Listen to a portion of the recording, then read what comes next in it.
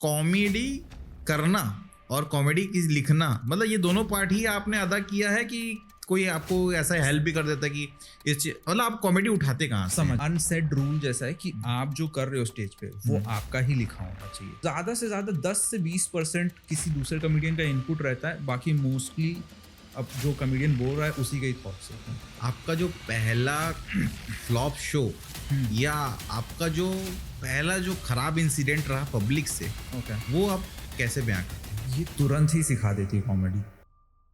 कभी school life या college life में ऐसा कोई आपको कहा था कि सुमित तुम्हारा जो कॉमिक स्टाइल या कॉमिक टाइमिंग अच्छा है या तुम्हें कॉमेडियन भी बन सकते हो? लड़कों के लिए ये ह्यूमर जो है ना, जान बचाने वाली बात है। अच्छा, अगर आपके ह्यूमर नहीं है दोस्तों के सर्कल में, आप बुली होने वाले हो। हाँ, ये सब दुष्कर्म में आ जाता है। बस यही था भाई मेरा सपना, कॉमेडी में इतना हंसा दूं कि कोई पात दे। बस ये कर दिया आपने, ये एक अलग ही माइलस्टोन था भाई।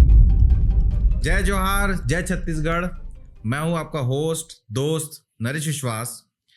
आज मेरे गेस्ट जो हैं वो आपको हंसा सकते, गुगा सकते और इतना कुछ कह सकते हैं कि आप शायद अपने सीट से उठ के बैठ जाएं।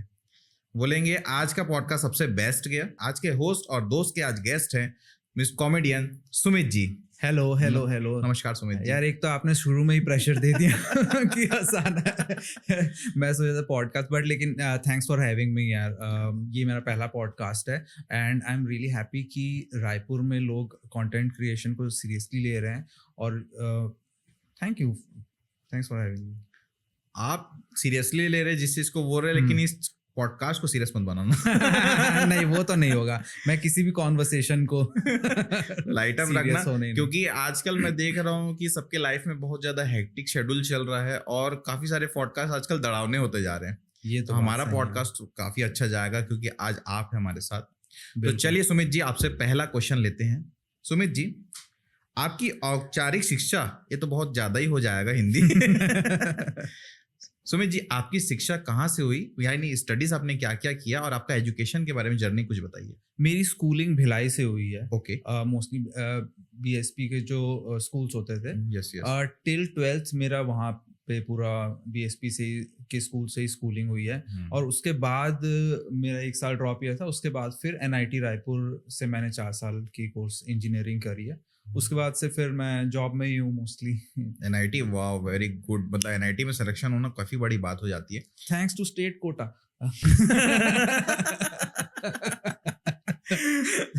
अब यूजीसी की बातें आगे यहाँ नहीं कर सकता मैं। वो मेरी न्यूज चैनल पे करूँगा ऑलरेडी। और ठीक है, आपका एजुकेशन काफी अच्छा है, हमने समझ लिया है। अब अगले क्वेश्चन की तरफ मैं आगे बढ़ता हूँ। स्टैंड अप आजकल जेल की दर्शन करा देता है।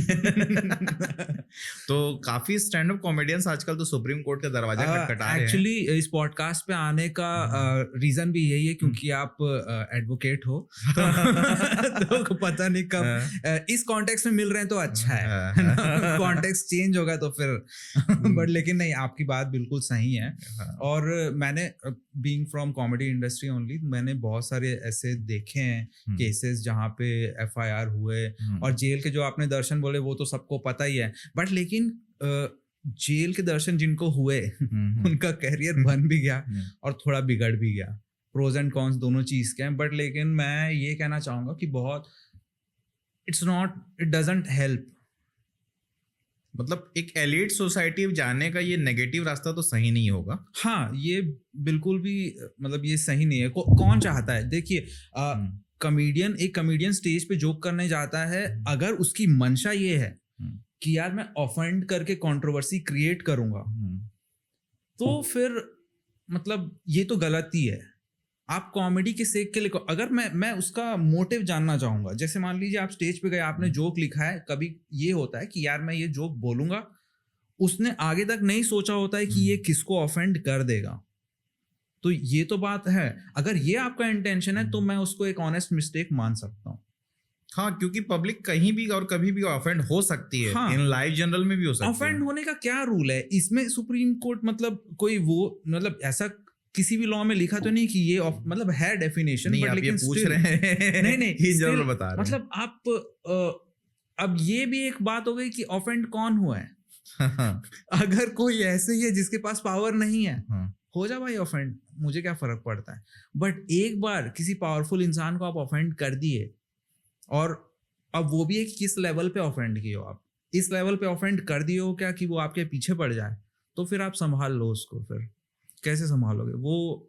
सुमित जी कह रहे हैं मुझे ऑफेंड ना करें कभी। ना तो मैं यूनिफॉर्म में मिलूं, काला कोट में। नहीं, ये जोक्स अपार्ट, लेकिन मुझे भी लगता है कि किसी की ठेस पहुंचा के, कि भाई उसे दुख दर्द पहुंचा के किसी कॉमेडी को आप भुला नहीं सकते। एक्चुअली मैं एक और पॉइंट इसमें ये ऐड करना चाहता हूँ कि जैसे जो भी ऑफेंस की बात हो गई, ऑफेंड अब कॉमेडी कहाँ हो रही है? कॉमेडी क्लब्स में हो रही है, बट उसके अलावा और भी बहुत सारी जगह हो रही है। हाँ, ऑडियंस और कॉमेडियन के बीच में एक रिश्ता होता है। यस, ठीक है। अब आपको ये भी देखना है कि ऑडियंस क्या उस कॉमेडियन को देखने आई है। और कभी भी बहुत कम ही ऐसे केसेस, आई गेस नेग्लिजिबल भी बोल सकते हो, कि वो कॉमेडियन को देखने आई है जनता और उसने ऐसा कुछ बोल दिया कि ऑफेंड हो जाए। यूजुअली ऑफेंड वही लोग होते हैं जिनको आइडिया ही नहीं होता इस कॉमेडियन के वर्क का। वो सिर्फ कॉमेडी देखने या सिर्फ अपने दोस्त के साथ आए होते हैं, तो उनको आइडिया नहीं रहता उसके वर्क का, उसके कॉन्टेक्स्ट का। तो वो लोगों का ऑफेंड होने का ज्यादा चांसेस है कि जिनको आइडिया ही नहीं है। और यूजुअली जो क्लिप्स आप देखोगे भी जो निकलती हैं कि यार ये भाई कोई चीज ऑनलाइन होती है उसके बाद ही ऑफेंस शुरू होता है, क्योंकि अब वो उन तक पहुंचा है जो देखना चाहते ही नहीं है कॉमेडी, या उतना मतलब कीन नहीं है कि हाँ ये तो फीड पे आ गया इसलिए मैंने देख लिया, तो फिर उनके ऑफेंड होने के ज्यादा चांसेस है ऑब्वियसली। चलिए, काफी सारा ऑफेंस तो हो गया है। दूसरे सवाल की तरफ बढ़ते। जैसे कॉमेडियंस की लाइफ में, जैसे आपने स्टैंड अप कॉमेडी काफी सारे किए हैं, मैं आपको फॉलो भी करता हूँ, तो कॉमेडी करना और कॉमेडी की लिखना, मतलब ये दोनों पार्ट ही आपने अदा किया है कि कोई आपको ऐसा हेल्प भी कर देता है कि इस मतलब आप कॉमेडी उठाते कहाँ से? समझ गया मैं आपकी बात। स्टैंड अप कॉमेडी यूजुअली अभी मतलब जो इंडस्ट्री स्टैंडर्ड बोल लो आप, वो यही है कि अनसेड रूल जैसा है कि आप जो कर रहे हो स्टेज पे वो आपका ही लिखा होना चाहिए। बहुत कम ही ऐसे, अनलेस आप बहुत ही ज्यादा हाई लेवल पे हो, तो अब आप क्रिस रॉक जो यूएस के बहुत ही फेमस कॉमेडियन है, बहुत ही हाई लेवल, हमारे यहाँ भी कपिल शर्मा जी हैं। हाँ नहीं, कपिल शर्मा तो, पर लेकिन उनका भी आप अर्ली वर्क देखोगे ना, हाँ, उन्होंने कि जब वो स्ट्रगलिंग कॉमेडियन थे तो वो खुद ही लिखते थे ऑब्वियसली, लाफ्टर चैनल में उनको। हाँ, but now he has writers, तो वो लेवल की बात है। पर लेकिन जब आप स्टार्ट कर रहे हो, इवन जाकिर अभी स्टैंड अप कॉमेडी में सबसे ऊपर, अनुभव सिंह बस्सी, जाकिर, ये सारे, अभिषेक उपमन्यु, ये सारे नाम है, ये सारे अपने जोक्स लिखते हैं। Nobody is there to help him. ज्यादा से ज्यादा जो ओरिजिनल थॉट होगा कि यार मैं इस पे जोक बनाऊंगा, ज्यादा से ज्यादा ये होगा कि उन्होंने किसी कॉमेडियन को बताया होगा यार ये मैं कर रहा हूँ, या किसी कॉमेडियन ने सुना होगा यार यहाँ तो ये क्यों नहीं कर लेता। तो ज्यादा से ज्यादा 10 से 20% किसी दूसरे कॉमेडियन का इनपुट रहता है, बाकी मोस्टली अब जो कॉमेडियन बोल रहा है उसी के ही थॉट्स होते हैं। तो मेरा भी यही रहा है कि जो भी मुझे दिख गया डे टू डे लाइफ में कि यार इस चीज के बारे में शायद किसी ने कुछ बोला नहीं है, यार ये तो काफी इंटरेस्टिंग है, तो वहां से फिर मेरा स्टार्ट होता है जर्नी कि इसको कुछ फनी किया जा सकता है। मतलब बेसिक थॉट तो फनी है, अब जाके बोलते हैं, फिर ऑडियंस ही बताती है कि भाई नहीं है फनी यार ये वाला, तो इस पे या फिर इस पे और वर्क करो, अभी तुमने इसको फनी बनाया नहीं है। तो वहां से कहीं से भी इंस्पिरेशन आ सकता है, मैं तो ये बोलना चाहूंगा। ये मतलब मैं अब अगले क्वेश्चन की तरफ मैं अपना पढ़ाव भी बढ़ाता हूँ। कभी स्कूल लाइफ या कॉलेज लाइफ में ऐसा कोई आपको कहा था कि सुमित तुम्हारा जो कॉमिक स्टाइल या कॉमिक टाइमिंग अच्छा है, या तुम्हें कॉमेडियन भी बन सकते हो? यार लड़कों के साथ ना ये नहीं होता है। हाँ, टेल यू व्हाई, क्योंकि लड़के दोस्त लोग इतने अच्छे नहीं होते हैं जो इतनी सपोर्टिव बात बोल दे, है ना। वो अगर आप और ये तो फीमेल फ्रेंड्स बना सकते थे। हाँ हाँ यार, ये पहले क्यों नहीं बताया आपने? वो लोग ऑफेंड हो जाते हैं, जो ऑफेंस की बात चल रही थी अगर जोक उन पे निकल गया तो नहीं। बट लेकिन मेरा ये पॉइंट था कि जैसे मैं अब लड़कों के ग्रुप में से ही स्टार्ट भाई सब, तो ये होता है कि जो कॉमेडी जो बोलते हैं ना, लड़के और लड़कियां फनी होती हैं, लड़के फनी होती हैं, जो डिबेट चलती है, लड़कों के लिए ये ह्यूमर जो है ना जान बचाने वाली बात है। अच्छा, अगर आपके ह्यूमर नहीं है दोस्तों के सर्कल में, आप बुली होने वाले हो। अच्छा, बहुत बुरी तरह। तो हम लोग का ऐसा है कि भाई डेवलप कर ले वरना लगेगी। तुम्हारी, तो नहीं हम बुली को प्रमोट नहीं करते नहीं नहीं बिल्कुल नहीं, पर लेकिन ये हो जाता फ्रेंड है, सर्कल, circle। फ्रेंड्स, अब मान लो 4 दोस्त हैं, उसमें से एक की है जिसका सेंस ऑफ ह्यूमर उतना अच्छा नहीं है, he will mostly be the but of the jokes, उसी पे जोक पड़ने वाला है, ही बिकम्स एन इजी टारगेट। जब तक वो पलट के एक ना बोल दे ना, तो बोले ओ ये भी बोल सकता है क्या, तो फिर थोड़ा सा थम जाते हैं लोग। यूजुअली लड़के लोग उसी को पकड़ते हैं भाई जो ये भाई इसके तो ये रिप्लाई नहीं कर पाएगा। तो आधा तो स्टार्टिंग तो मतलब क्योंकि स्कूल जाते हो आप, सब लोग आए हैं वहां पे, नए लोग हैं, दोस्त अभी आपके बनने बचे हैं, ठीक है, तो सब एक जंगल जैसा है वो, ईट और बी ईटन, सीधे कंक्रीट के जंगल पहुंचा दिया। बिल्कुल। और तो वहां से सभी फिगर आउट कर रहे हैं, क्योंकि सब नए, सब फिगर आउट कर रहे हैं कि यार हिरार्की सेट हो रही है, कि यार कौन पिरामिड के टॉप पे बैठेगा, कि यार ये जो बोलता है बंदा सब मानते हैं। अब आप फनी ही उसका एकमात्र पैरामीटर नहीं है, कोई टॉपर होता है, कोई किसी का बड़ा भाई होता है। तो वो भी एक होता है। तो ये मात्र एक जरिया है कि अगर आप फनी हो तो फिर आपसे कोई थोड़ा लगने से थोड़ा डरेगा, यही गर्लफ्रेंड बता पाएगा। ट्रू। या किसी गर्लफ्रेंड है तो उस किसी बंदे की बेइज्जती करना उसके गर्लफ्रेंड के सामने, Oh my God, इमेजिन कर सकते हो। तो वो पावर है उस बंदे के पास जो फनी है। हाँ, ये सब दुष्कर्म में आ जाता है। भाई पर लेकिन लड़कियों की बात, भाई लड़कियां भी ऐसी होती है ना कि अब या तो दो टाइप की गर्लफ्रेंड हो सकती है। एक तो ये कि हाँ, उनके दोस्त के साथ ही हंस रहे हैं वो भी अपने बॉयफ्रेंड पे, या तो फिर तू बोल कैसे दिया मेरे बॉयफ्रेंड के बारे में ऐसा, तुरंत बीवी बन जाए। इतनी हिम्मत। तो गर्लफ्रेंड फनी निकल जाए तो हाँ ये देख बोला, तू कमबैक देना यार। नहीं, मैंने देखा है अभी तो काफी सारे जेनजी, अब लड़कियां भी स्टैंड अप की तरफ काफी बढ़ रही है। उतना खुल के कैमरा पे नहीं आती थी, अभी ठीक है। बाकी और दूसरी चीजों को मैं सपोर्ट नहीं करता। तो ठीक है, इस अगले राउंड की तरफ चलते हैं। आपका जो परिवार फैमिली है, आपका फैमिली बैकग्राउंड या आपके फैमिली में फादर या फिर आपके जो चाचा वो वगैरह क्या किस पेशे में थे? हमारी मोस्टली सर्विस क्लास फैमिली है। भिलाई स्टील प्लांट में पापा वर्किंग थे, चाचा भी उसी में थे, जॉइंट फैमिली में रहा हूँ मैं। तो मोस्टली ऐसा है कि एक भिलाई में ही, जैसा मैंने बताया स्कूलिंग मेरी भिलाई से हुई है, तो उसी टाउन में ही टिल 12th क्लास तक मैं वही रहा हूँ। तो मैंने भी वही देखा है कि सर्विस क्लास के ही बच्चे थे मोस्टली, क्योंकि बिजनेस के मामले में रायपुर जो है, Raipur is primarily a business town. Yes, यहाँ पे बिजनेस वाले लोग हैं। तो यहाँ आके मेरे को एक कल्चर शॉक जैसा ही था कि यार ये क्या हो रहा है, इतना पैसा होता है क्या? तो अरे सबके पास है, क्या बात कर रहा है, अच्छा ठीक है।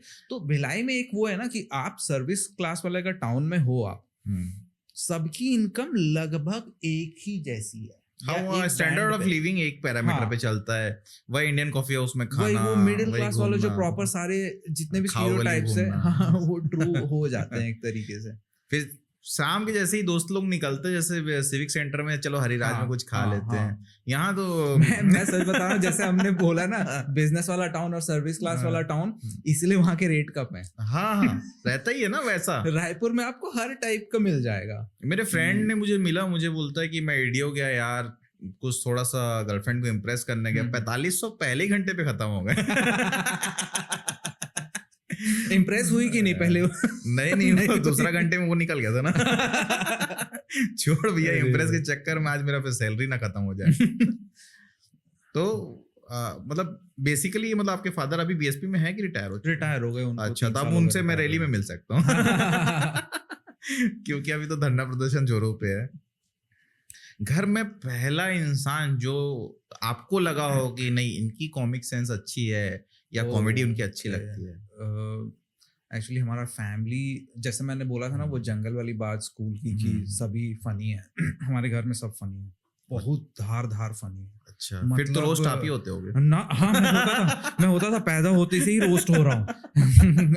भाई मैं ऐसा था कि 4th 5th तक और ये देखो ना यार, बच्चा है, उसको क्यों बुली कर रहे हो? बाहर वालों को मौका तो दो, घर से ही बुली करके बाहर भेज रहे हो आप।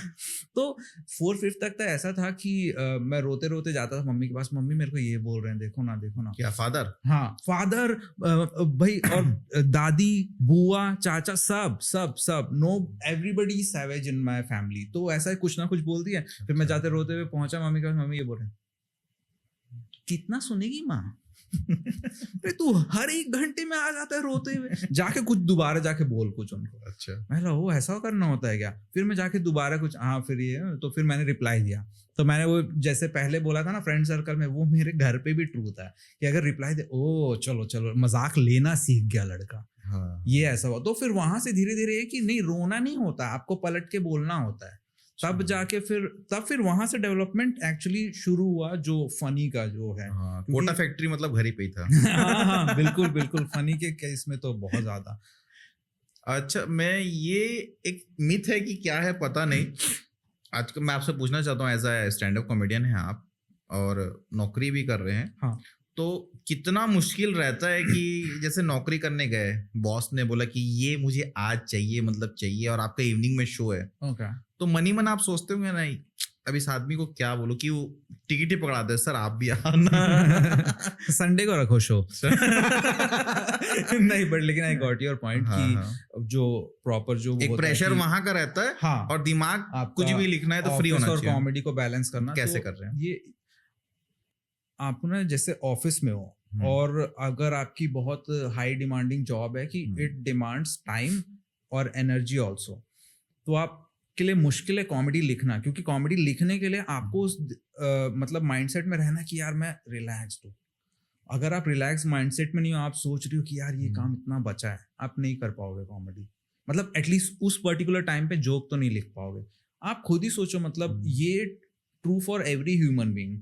आप स्ट्रेस में हो तो कॉमेडी मतलब नहीं लिख पाओगे आप। तो ये चीज तो है, पर लेकिन आपको टाइम निकालना पड़ेगा। तो आप कब रिलैक्स्ड हो? अगर आप रिलैक्स्ड हो, आप अगर ये बोल रहे हो कि यार मैं रिलैक्स्ड रहता ही नहीं हूँ, मतलब कोई टाइम नहीं रहता, मैं वीकेंड में भी बिजी रहता हूँ, he can't do comedy, that guy can not do comedy. अब मैं थोड़ा सा आपको सीरियस मोड पे ले आता हूँ। जैसे एक सवाल था मेरा कि आपका जो पहला फ्लॉप शो या आपका जो पहला जो खराब इंसिडेंट रहा पब्लिक से, वो आप कैसे बयां करते हैं? ये तुरंत ही सिखा देती है कॉमेडी, क्योंकि देखो आपका पहला ओपन माइक है। ओपन माइक ये होता है, मैं क्विकली बता देता हूँ कि जहाँ पे लोगों ने पैसे बहुत कम दिए या नहीं ही दिए हैं, फ्री ही होता है। टमाटर लेके तो नहीं आता। नहीं, उसके लिए भी टमाटर कहीं ढूंढ के ला के, इतना एफर्ट किसी को मैं बेइज्जती करने के लिए, टू मच एफर्ट। तो ये होता है ना कि ओपन माइक में ये होता है कि लोग बैठे हैं, they are there to laugh, उनको पता है ओपन माइक। हाँ, ये बात अलग है कि हर कैफे में जाके ही शुरू हो गया, अरे हम तो खाने आए थे, तो बात अलग है। बट लेकिन वो रहता है कि हाँ हम हंसाने आए थे। बट आप तो नए हो ना, आप तो फर्स्ट ओपन माइक कर रहे हो ना, तो ये हो जाता है कि आप कोई भी क्राफ्ट शुरू होते हो, आप खराब से ही शुरू होते हो। कोई भी पैदा होते यार पहली बॉल पे छक्का मारा था, तब से मार ही रहा हूँ हर बॉल पे छक्का, पॉसिबल ही नहीं है। तो जाते हो आप, तो कॉमेडी पहले ओपन माइक में ही, पहले इवेंट में सिखा देती है कि भाई अभी बहुत काम बचा है। तो मेरा पहला इवेंट ये था कि यहीं रायपुर में ही था मेरा पहला इवेंट, कोई होस्ट कर रहे थे, तो मुझे तो डर इतना था, मैं लिख बहुत टाइम से रहा था। अच्छा, है ना। तो परफॉर्मेंस लेकिन पहली बार थी, तो मैंने किसी और के लिए लिख रहे थे कि खुद के लिए कि बस जस्ट कि यार ये फनी है, तो फेसबुक में डाल दिया या कुछ कर दिया वैसा। तो फिर एंजॉय कौन करता था? जो फेसबुक में फ्रेंड्स थे। मतलब रियल लाइफ में आप किसी को नहीं सुनाते थे? क्योंकि स्टैंड अप का एक तो ना, स्टैंड अप ऐसी आर्ट फॉर्म है ना कि जो बहुत ज्यादा ही, मतलब यार मेरे को ये भी चाहिए, मेरे को बहुत जो फूफा जो रहते हैं ना, वो आर्ट फॉर्म का फूफा है स्टैंड अप। नहीं, तो ऐसा कभी नहीं हुआ कि आपके बॉस ने आपको वर्क दिया हो और जैसे ही वो स्क्रॉल, वो बॉस है, वो तो स्क्रॉल ही करते रहे, अपना टाइम पास करते रहे, उन्होंने देखा अच्छा सुमित तो काम कर रहा होगा, अरे मैं छत्तीसगढ़ वाले जोक सारे सुमित तो ही मोबाइल के अंदर क्या कर रहा है? ये तो बहुत टाइम बाद हुआ, अच्छा, ये तो बहुत टाइम बाद, मैं 2017 से कॉमेडी कर रहा हूँ, मतलब स्टार्ट किया था एल्गोरिदम उस 2017 समय में। काम नहीं कर रही थी क्या? नहीं, तब तो मैं क्राफ्ट को ही अपना अच्छा। बेटर कर रहा था, बहुत टाइम लग गया। और फिर बीच में 17 से स्टार्ट किया, 19 से वो कोविड वाला सीन, तो फिर ऑनलाइन ओपन माइक्स होते थे, जूम में ओपन माइक कर रहे थे हम लोग। अच्छा, तो मैं यार इससे मीटिंग होती थी, अब open समझ में mics आया हो रहे हैं। Zoom कहाँ से है। तो वो कर रहे थे, तो ये तो बहुत बाद में। बट लेकिन जो आपने ये बात बोली ना कि हाँ। बॉस ने देख ली वो हाँ। पर्टिकुलर जो रील जो वायरल हुई थी, तो उन्होंने देखा। मैं नेक्स्ट डे गया ऑफिस, उसके बाद बोले मुझे ऐसा अपना किसी उनके फ्रेंड ने स्टेटस में लगाया था व्हाट्सएप पे, तो उन्होंने देखा, तो मुझे दिखा के बोलते हैं कि ये कौन है। तो बोला मैं ही हूँ सर, इससे इतना अच्छा मैं ही कर सकता हूँ सिर्फ। तो वो भी चौंक गए। तो फिर अब क्योंकि पता तो चल ही गया, अब फिर ये हो जाता है ना कि अब तू लीव एप्लीकेशन डालना। फिर मैं बताऊंगा ये मैं हूँ। कोई भी पर लेकिन वो मैं जो जो ऑफेंस वाली बात है ना, फिर ये आ गई कि आपको भी ऑडियंस को समझना है आप किसके सामने जोक मार रहे हो। हाँ, उसका भाव समझना है। उनका सेंस ऑफ ह्यूमर अच्छा था तभी मैं ये बोल पाया, मैं नहीं तो नॉर्मल सर मैं ही हूँ सर। अगर सेंस ऑफ ह्यूमर नहीं रहता है, वो खतरनाक वाला सामने वाला कैसा लेता है। हाँ, तो मैं बोला नहीं सर मैं ही हूँ, अरे हाँ थैंक यू फॉर अप्रिशिएटिंग, जो टेम्पलेट वाले जवाब होते हैं, तो वो भी अच्छे थे। वो he was very supportive in that way कि यार अच्छा करो आप ही। ठीक है सर, बस लीव दे दिया करो। तो जैसे अगले सवाल की तरफ मैं चलता हूँ। काफी समय तक क्या इंसान का ना अच्छी पैसा या अर्निंग नहीं होती है स्टार्ट में जब स्क्रैच करता है। तो जब आप पेशे से नौकरी कर रहे थे तो कभी फैमिली को आपने फोन किया, पापा कुछ चीज और करना चाहता हो तो थोड़ा बैंक अकाउंट भेज रहा हूँ उसमें पैसे डलवा देना? नहीं, ये चीज फॉर्चुनेटली मेरे केस में ये चीज सही रही, क्योंकि जब मैंने कॉमेडी डिस्कवर किया कि रायपुर कॉमेडी डिस्कवर मैंने 2011 में कर लिया था, जब कॉलेज था, तब मुझे पहली बार पता चला था स्टैंड अप नाम की कोई चीज होती है जहाँ पे स्टेज में जाके जोक सुना सकते हैं।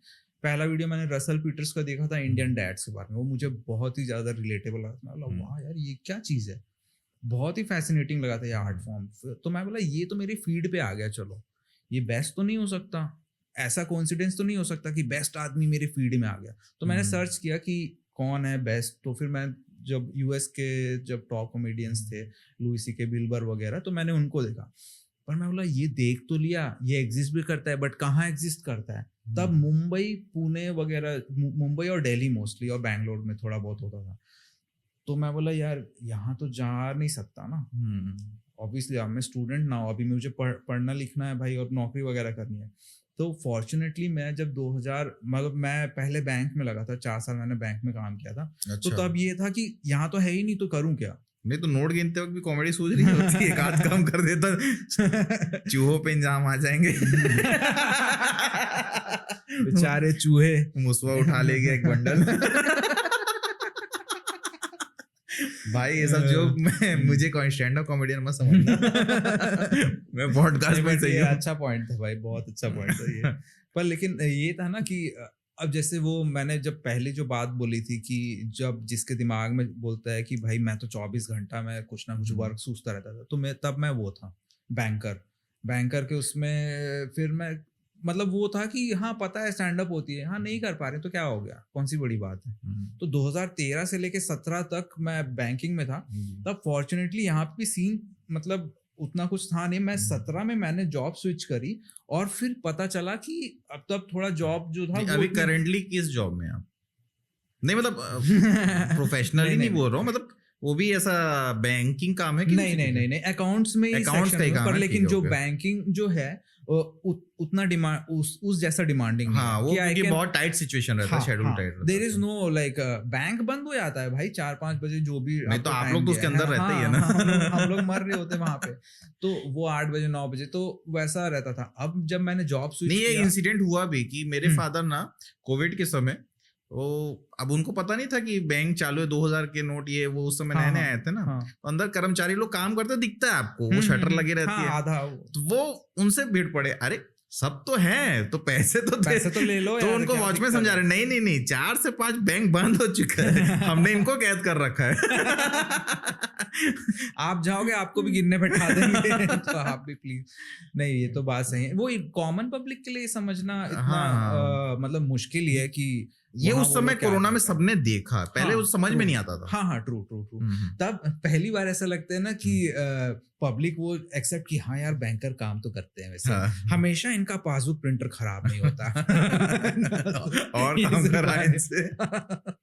तो वो एक था। पर लेकिन मैंने जब जॉब स्विच किया और जी। तभी मेरे को फॉर्चुनेटली पता चला कि यहाँ पे ओपन माइक्स कोई करवा रहा है, कोई हाँ। होते हैं ओपन माइक्स रायपुर में। वहाँ बॉम्बे, अच्छा नहीं, रायपुर में की बात मुझे कर पता रहे चला हैं। कि हाँ। ऐसा कुछ होता भी है, तो फिर मैं ज्वाइन हुआ। पहले जो लोग थे वो लोग चलाते थे, कुछ कॉमेडियंस थे, वो भी स्टूडेंट्स ही थे उस टाइम पे।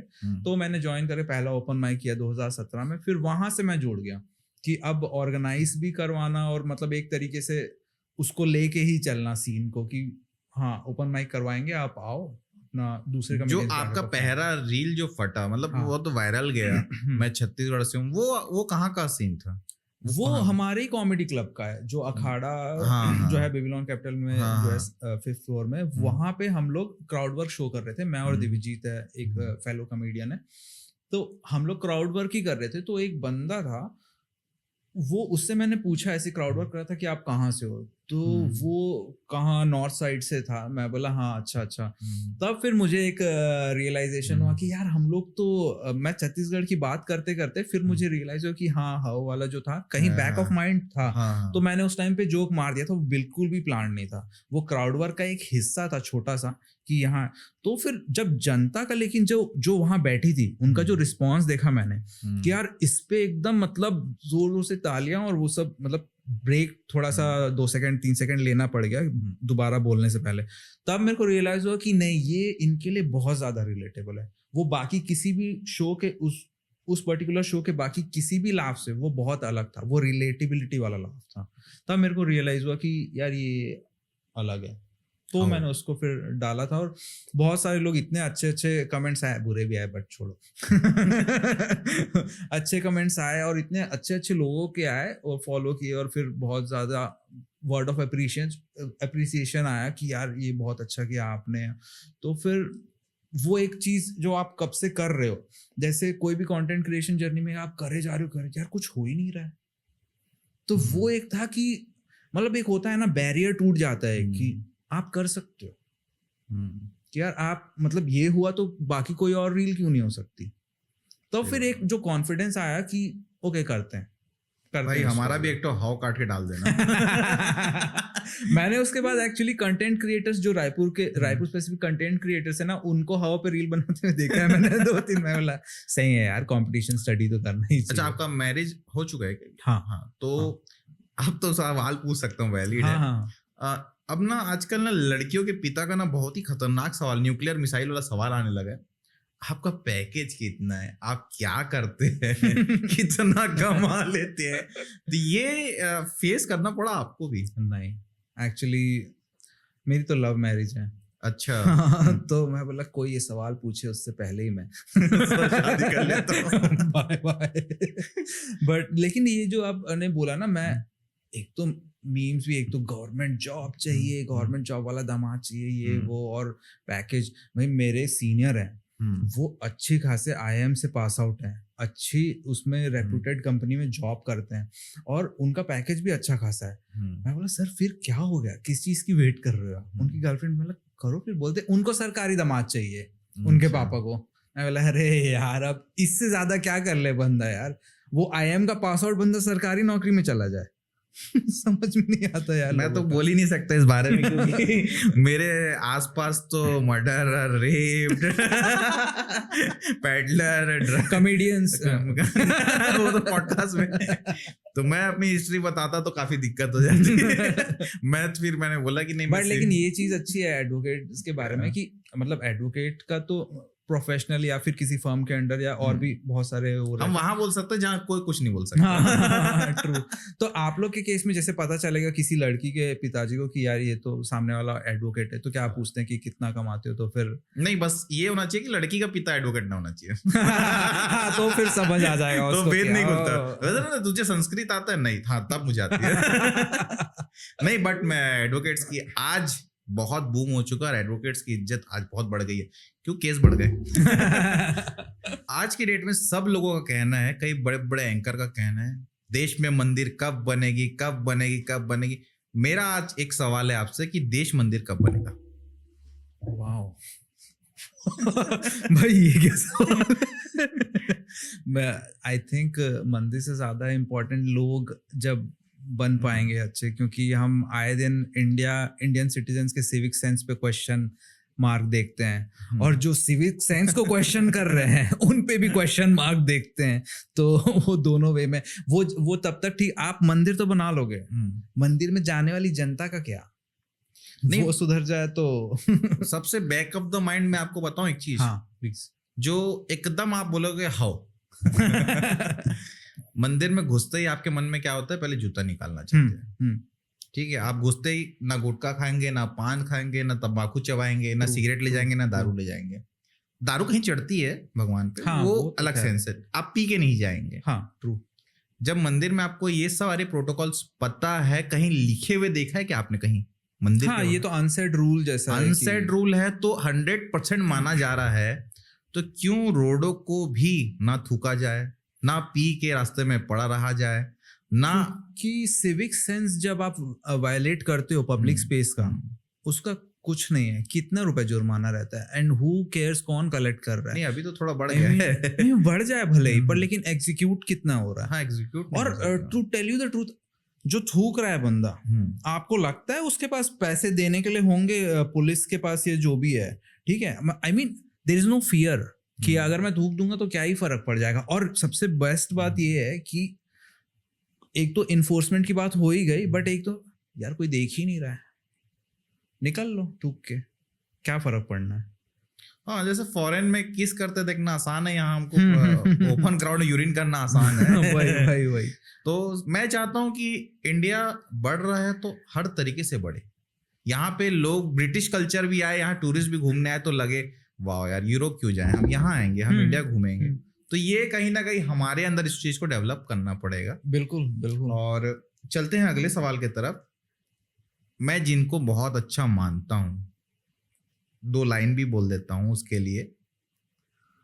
हम समझते थे कि आप कभी आएंगे, हम समझते थे आप कभी आएंगे, पर ना जाने ये दास्तां आज तक रुकी हुई है।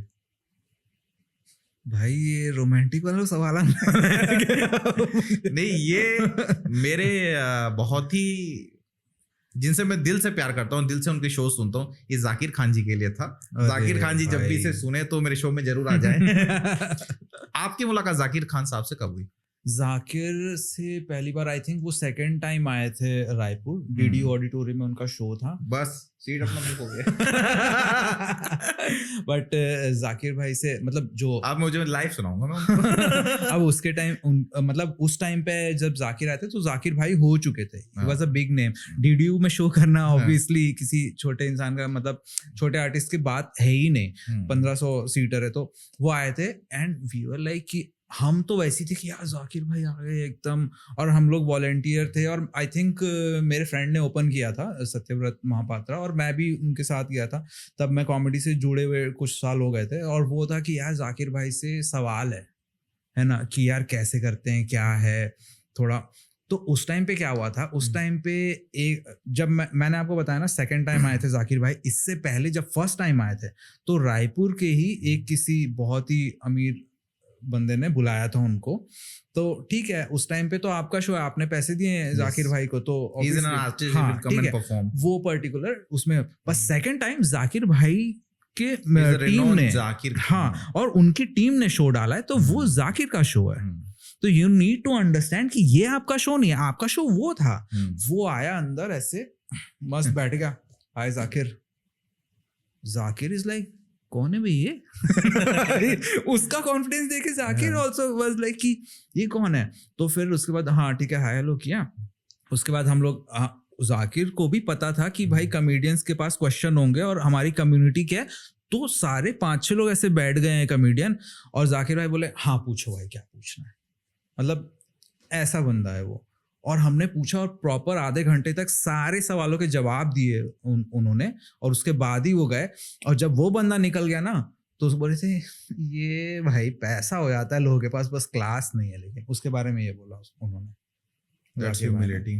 तो वो मुझे लगा कि यार ये तो कितना क्योंकि हमारा भी सेम थॉट था जब उस बंदे ने ये किया, क्योंकि हम भी उससे आते हैं कि मिडिल क्लास फैमिली से आते हैं जहां से जाकिर भाई आते हैं। तो थिंकिंग देखो कि कितनी मैच कर गई कि यार बहुत सही बोला भाई ने, क्योंकि हम नहीं बोल सकते ना, हम उस लेवल पे नहीं है ऑब्वियसली कि उनको भाई तू कौन है, पर जाकिर भाई ने बोल दिया तो वो वैलिडेशन मिल गई कि यार क्या बंदा है ये।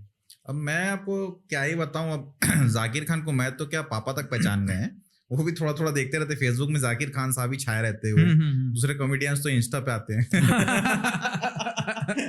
रेडिट पे भी आते हैं तो मैं यूं ही मतलब अपने राजनांदगांव वाले घर पे गया था, तो शावर ले रहा था। अब शावर लेते रहो तो कुछ दिमाग में थोड़ी नहीं चलता, अपना कोई गाना गाता है, कोई गुनगुनाता है। मैं यूं अपना शावर लेते लेते शायरी उनकी अच्छी लगती है किसी किसी की, तो मैं बोलने लगा कि तुम तो आगे बढ़ चुकी हो, अब कहाँ लौटोगी, मैं यहाँ था और यहीं रह गया, कभी मुड़ना हो तो एक बार मुड़ के देख लेना।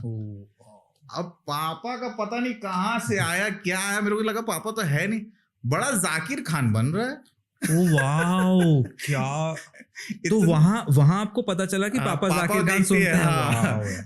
तो मैं निकला, मैं बोला अरे वाह पापा, आप जाकिर खान साहब को भी क्योंकि एक ये बात हो जाती है ना कि मैं आता हूँ लोगों से पूछता हूँ जैसे क्राउड वर्क में कि यार आपका फेवरेट कॉमेडियन कौन है, ऐसे बोलते हैं वो लोग, अरे वो है ना क्या काला काला सा। मैं बोला अबे ये क्या तरीका है आर्टिस्ट को पसंद करने का, तुम्हारे फेवरेट आर्टिस्ट का नाम नहीं पता तुमको। और एक ये लेवल हुआ जैसा कि आपके फादर का वो कि उनको लाइन पता है, किसी दूसरे ने बोली और उन्होंने पहचान लिया ये उनकी लाइन है। ये होते हैं जो जनरेशन का जो फर्क है ना, आपके फादर की जनरेशन और जो जेन जी जो है, I'm too cool to like anybody in particular. Hardik Pandya कोई 4 बार में पहचानते हैं, सही से नहीं बोल पाते। वही यार, मतलब पहले के जमाने के जो लोग हैं वो पसंद कर लिए तो कर लिए, वो फिर रहेंगे। उनको ये नहीं कि हर हफ्ते रील भेजते रहना तभी याद रखेंगे तुम्हें। नहीं, एक्चुअली वाकई आपकी बात सही है, क्योंकि उनको फोन नंबर याद है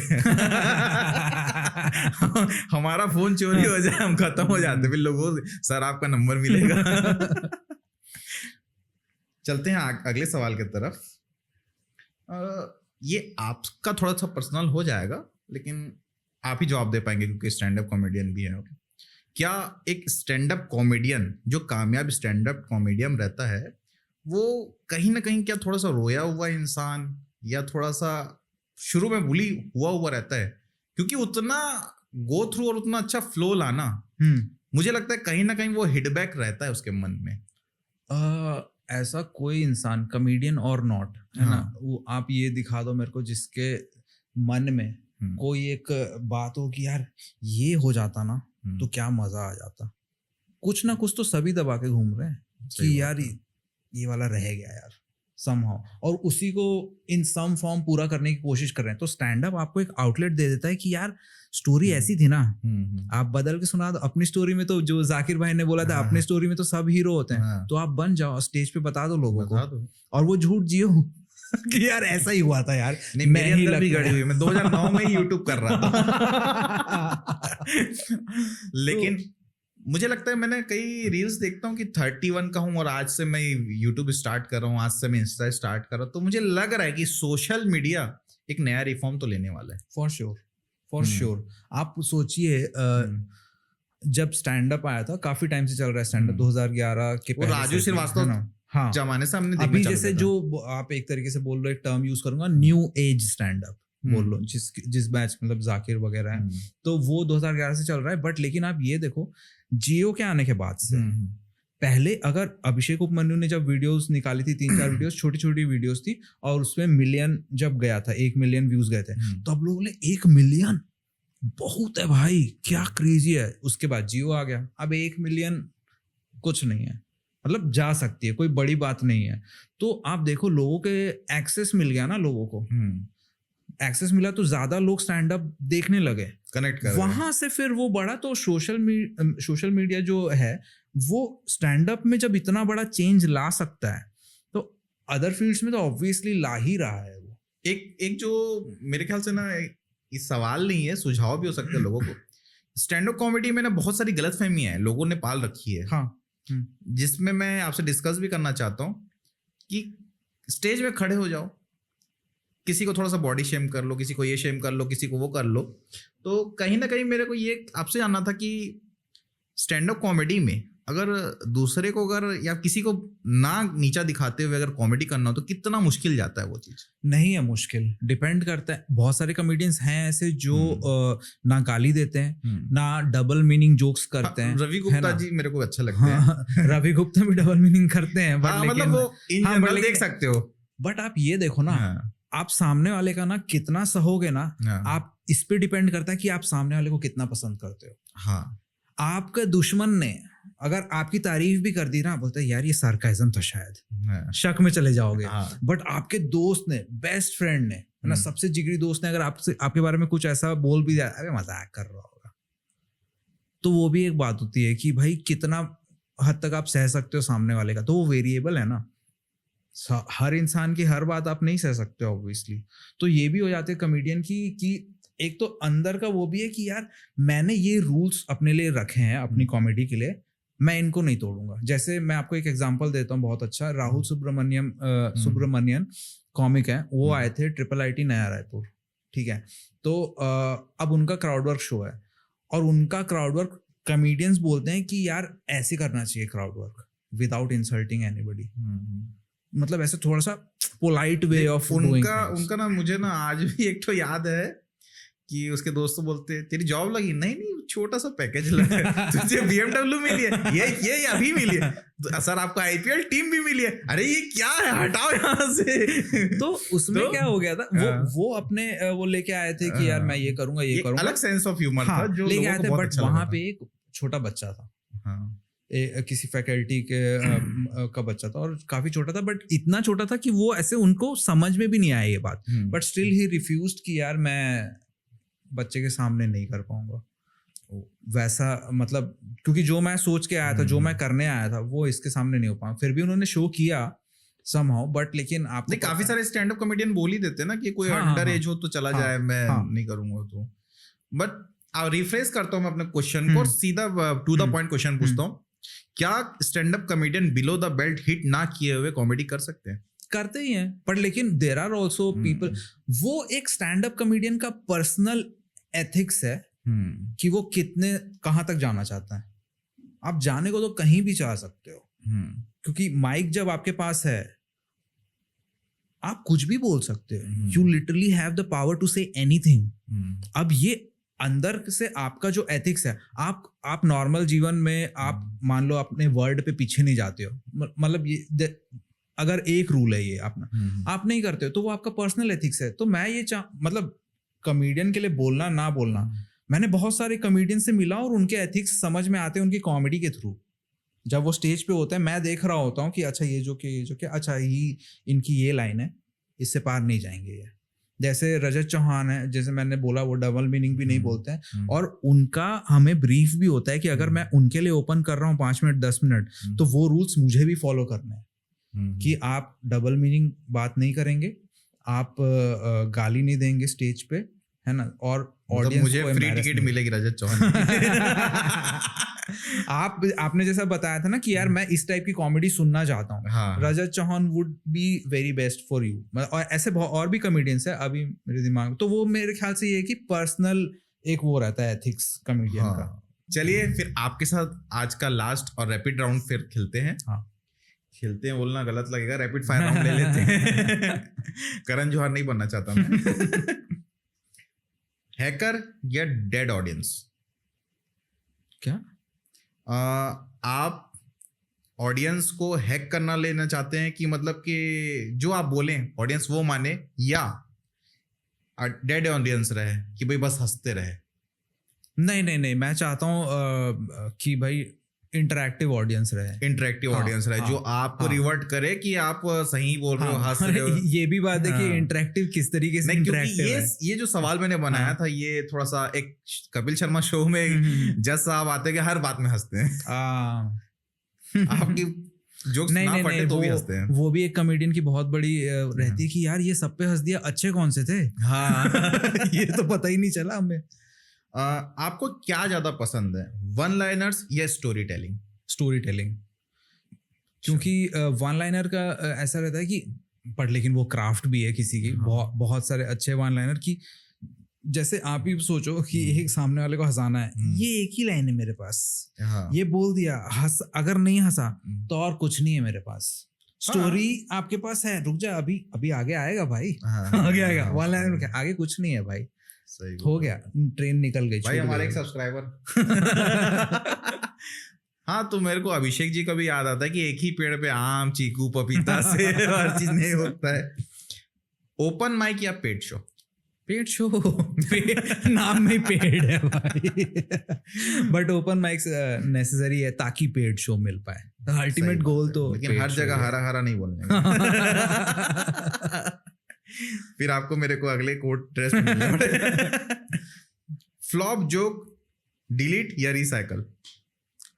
बेटर, एक्चुअली बेटर करना है। रिसाइकल लाइक क्या मतलब है उसका कि मतलब उस चीज को आप हटा देना चाहते कि मेरा कोई शो फ्लॉप चला गया था, या उसे मैं फिर से करना चाहूँ? मेरा ये है कि कुछ बार ट्राई करो अलग अलग वेरिएशन के साथ, स्टिल नॉट वर्किंग तो मतलब हटाई दो, फिर ये सीन रहता है। और अगर कॉमेडी ना होती तो सुमित जी आज आपका दूसरा पैशन अगर क्या होता? अगर कॉमेडियन, स्टैंड अप कॉमेडियन नहीं थे तो दूसरा कुछ और आपका हॉबी उसके बाद क्या है? Actually any form of comedy मैं एसोसिएट कुछ ना कुछ तरीके से तो होता, क्योंकि मैं स्टैंड अप कॉमेडी से पहले भी सोशल मीडिया था, फेसबुक था, और कपिल शर्मा जी के ऑडियंस बनते हैं। हाँ, वो भी चलता है मुझे, वो भी चलता है मुझे, कॉमेडी के आसपास रहना, हंसने के पैसे मिलते हैं, बस चलेगा चलेगा। एक लाइन जो स्ट्रगलिंग आर्टिस्ट को हमेशा याद रखनी चाहिए, मतलब आपके स्ट्रगल के दिनों की, मतलब एक मोटिवेशनल लाइन आपसे भी ले लेते हैं, तो क्या एक होनी चाहिए? स्ट्रगल के टाइम में याद रखनी चाहिए, जो मतलब एक स्ट्रगलिंग आर्टिस्ट जो अभी स्ट्रगल्स कर रहे हैं, उसके लिए, तो आपके लिए आप एक मोटिवेटेड लाइन बोलिए कुछ, या फिर आप कुछ बता सकते हैं तो वो उन्हें अपने मन में रखे कि हाँ ठीक है। जैसे मैंने एक मोटिवेशन बोली है अपने ऑडियंस के लिए कि अगर आप स्ट्रगल कर रहे हो और आपको लगता है कि मैं थक चुका हूँ, तो हमेशा याद रखना कि बीट ऊपर नीचे होती है तो आप जिंदा, अगर स्टेबल हो गई तो आप मर चुके हो। बहुत बढ़िया लाइन है भाई, ये सही था नहीं, एक्चुअली अच्छा था। स्ट्रगलिंग आर्टिस्ट ऐसे प्रॉपर लाइन तो मेरे पास है नहीं, पर लेकिन बस इतना बोलना चाहूंगा कि कई लोग का स्ट्रगल्स, मैंने मतलब स्ट्रगल क्या, मैं भी स्ट्रगल ही कर रहा हूँ बट मैंने ये चीज देखी है स्ट्रगल में कि कई लोग ना उस आर्ट फॉर्म को उसका प्रॉपर ड्यू दिए बिना ही बोलते हैं कि यार मेरे से हो नहीं रहा है। क्या आपने उतनी मेहनत की जितनी किसी सक्सेसफुल बंदे ने की? अगर आपने नहीं की तो फिर आप कैसे बोल रहे हो कि मिला नहीं? तो नहीं मिलेगा, तो मतलब ये, हाँ, अगर आपने पूरी मेहनत करी है उसके बाद भी नहीं मिल रहा तो थोड़ा मतलब कंसिस्टेंसी थोड़े टाइम तक देखो, नहीं तो छोड़ दो भाई। या तो हो सकता है कि आप सीख नहीं रही हो अपनी गलती से, सेम मिस्टेक बार बार कर रहे हो, मेहनत सेम जगह लगा रहे हो, या फिर कुछ तो आपको चेंज करना पड़ेगा। चेंज करके देखो, 2 साल 3 साल, ये मैं ऐसा कुछ परफेक्ट नहीं हो सकता कि 2-3 साल या जो भी है, हर आर्ट फॉर्म का अलग अलग रहता है, बट इतना है कि आप चेंज करके अपना अप्रोच अलग करके देखो, और हर अप्रोच में उतने ही मेहनत से करो, उसके बाद हो सकता है। आजकल मैंने नया फॉर्म देखा, एक ऑडियंस को भी बताना चाहता हूँ, मैक्स अमीरी को आपने देखा होगा। वो उनके शो में ना मुझे एक ना बहुत ज्यादा हंसी आती है, उस मतलब मैं ना बता नहीं सकता, मैं तो सोफा से गिर गिर के हंसता हूँ उस समय। ऑडियंस कभी कोई फाट कर दे या टेबल खसका दे या थोड़ा पैदल चले जाए, वो मतलब वो बंदा उसके पीछे पड़ जाता है, स्नाइपर बन जाता है। आपके शो में भी कभी ऐसा होता है कि पब्लिक डिस्टर्ब कर रही हो, आपका एकदम अच्छा जो आपने प्रिपेयर किया हो, ये बोलूंगा, और हैपेंस ऑल द टाइम, तो उसको आप कैसे डील करते हैं? मैं तो अगर जैसे जेन्युइन है यार, इंसान है, हो सकता है कुछ भी, हाँ, अगर वो इंटेंशन है तो मैं बोला कोई बात नहीं है, मैं उसको एड्रेस कर देता हूँ कि वाह भाई ये ज्यादा फनी था, या कुछ भी बोल के कि हाँ भाई ऐसा। मेरे शो में छोड़ चुका है भाई एक बंदा, और मैक्स अमीनी तो ऑडिटोरियम में करता है ना भाई, मेरे तो सामने बैठा था मैंने रील डाली हुई है उसकी कहा भाई, मैंने ये कहा कि मैं कहा भाई बस यही था भाई मेरा सपना, कॉमेडी में इतना हंसा दूं कि कोई पात दे बस ये कर दिया आपने, ये एक अलग ही माइलस्टोन था भाई भाई ये प्रेम में भैया की मत लेना। हाँ भाई, ऑलरेडी डाल चुकी है भाई, डाल रखी है रील मैंने, इसमें क्या ही बोलूं अब। मुझे एक वो लगा, एक मेरे को याद है, हम लोग छोटे थे, अब अच्छा, बहुत अच्छा, एक राजू श्रीवास्तव के लेवल पे आया हुआ था, हमारे यहाँ का नाम नहीं बताऊंगा, अब वो अच्छा कवि सम्मेलन था, बढ़िया कविता बोल रही है। अब उसके बाजू वाले ने निकाला फल्ली। फल्ली जा रहा है। और लास्ट में उन्होंने कह दिया आपका खाना हो जाए तो मैं शेरो शायरी कर लूं। यही परफेक्ट सार्केज्म की भाई। हाँ, और ये हर बार वर्क करता है कि जैसे उन्होंने भी एड्रेस करी थी अल्टीमेटली कि भाई ऐसा, तो वो ऑलवेज वर्क करता है कि अब आप उसको थोड़ा फनी तरीके से एड्रेस कर दो तो जनता भी, यार हम भी यही सोच रहे थे यार, सही बोला आप। नहीं, इवन आप ऑडियंस भी बन जाओ ना, ऑडियंस बन जाओ, आप कहीं बैठे हो, अच्छा सुन रहे, एकदम लय में हो, नहीं तो वेटर सामने आके से बोलेगा सर कुछ चाहिए। उसको आप ऐसा मार रहे होते तो फ्लो खराब कर अच्छा रहे। चल रहा था, अच्छा चल रहा है, खराब मूवी में तो आता नहीं है परेशान, अच्छी मूवी में ही आ गया। ठीक है, तो बहुत हंसे, आज पेट थोड़ा सा दर्द भी हो रहा है, दवाई लेनी पड़ेगी। अरे थैंक यू भाई। सुमित जी आपका बहुत बहुत धन्यवाद। मेरी जनता आपका शो देख के जरूर हंसेगी, क्यों भाई, हिट जाएगा। तो हम विदा लेते हैं आज के शो से, अगले मेहमान के साथ मिलेंगे और हंसेंगे, गुफ्तगू करेंगे, इन्फॉर्मेशन लेंगे। तब तक के लिए जय जोहार, जय छत्तीसगढ़। मैं आपका होस्ट दोस्त नरेश विश्वास।